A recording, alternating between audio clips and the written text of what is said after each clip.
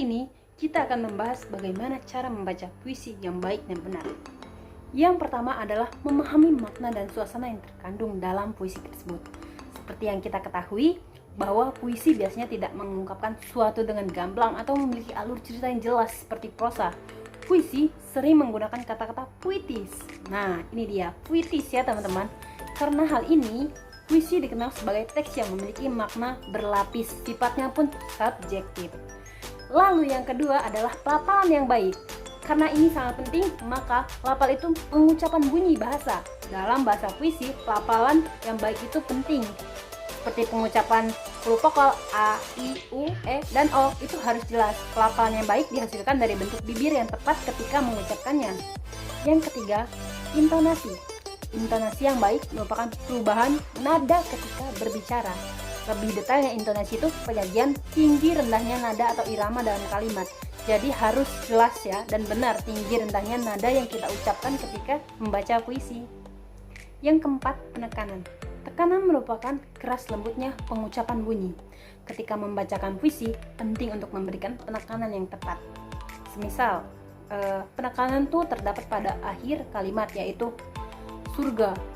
Surga. Nah, itu bisa jadi penekanan yang tepat. Jadi harus ditekankan pada kalimat yang penting biasanya ya. Oke, yang kelima adalah penjedaan. Ada 3 jeda. Nah, ini perlu kita ketahui ya. Garis miring biasanya merupakan tanda untuk berhenti sejenak. Biasanya ditandai dengan 1 garis miring.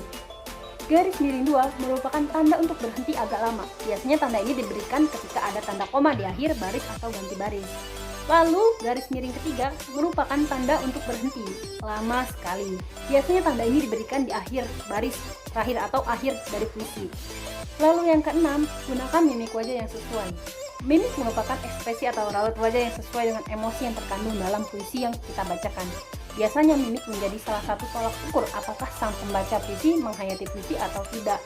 Seperti senyum, marah, nah itu bisa diekspresikan lewat wajah kita ya, mimik kita. Lalu yang ketujuh, gunakan gestur tubuh. Gestur merupakan gerak-gerik tubuh untuk pembacaan puisi.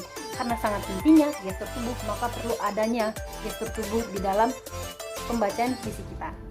Lalu yang kedelapan adalah hafalkan puisi kita. Walaupun dalam pembacaan puisi boleh membawa naskah, tapi alangkah baiknya jika dihafal. Karena kalau dihafal akan melahirkan puisi yang berkualitas dalam pembacaannya.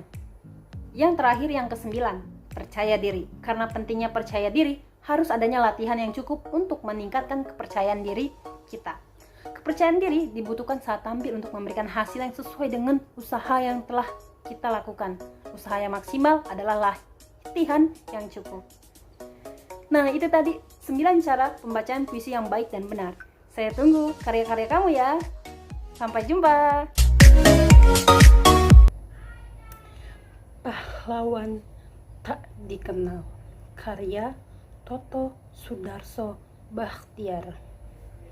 10 tahun lalu dia terbaring, tetapi bukan tidur, sayang. Sebuah lubang peluru bundar di dadanya. Senyum bekunya mau berkata, "Kita sedang perang." Dia tak ingat bila mana dia datang.